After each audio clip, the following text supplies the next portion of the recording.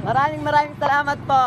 Masayang-masaya ang magsasakang si Marvin matapos mabigyan ng 2,000 pisong ayuda sa inilunsad na bagong Pilipinas Serbisyo Fair sa Tolosa, Leyte nitong Sabado. Dinayo ang programa ng mga residente mula sa iba't ibang panig ng probinsya, kaya't nagpapasalamat si Marvin dahil isa siya sa mga unang nakatanggap ng biyaya rito.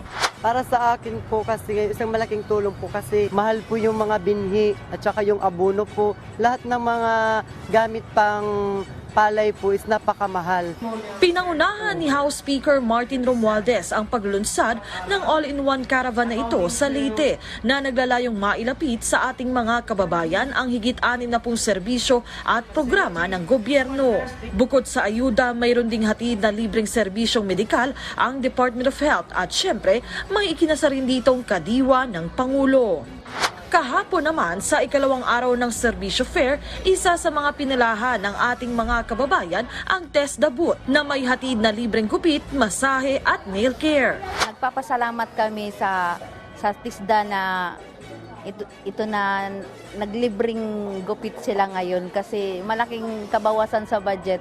Imbis na ibabayad na 50 plus sa paggupit, bibili na lang ng bigas. Sa mga nais namang mag-aral ng technical vocational courses, may hatid din ditong iba't ibang scholarship opportunities. Sa agriculture sector, nandyan din yung welding and technology sector or engineering sector namin. Automotive and land transportation sector, meron din kami. Ayon kay Speaker Romualdez, inaasang papalo sa higit 400,000 ang mga benepisyaryo ng bagong Pilipinas Serbisyo Fair sa 4 na lokasyon sa bansa.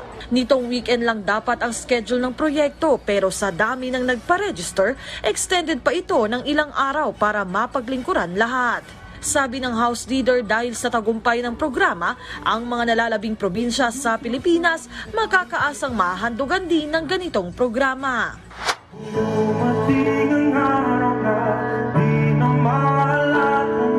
But wait, there's more. Bukod sa Serbisyo Fair, may pasasalamat concert ding inihandog ang gobyerno kung saan bida ang talentong Pinoy at ang mga nanood talaga namang nag-enjoy rin.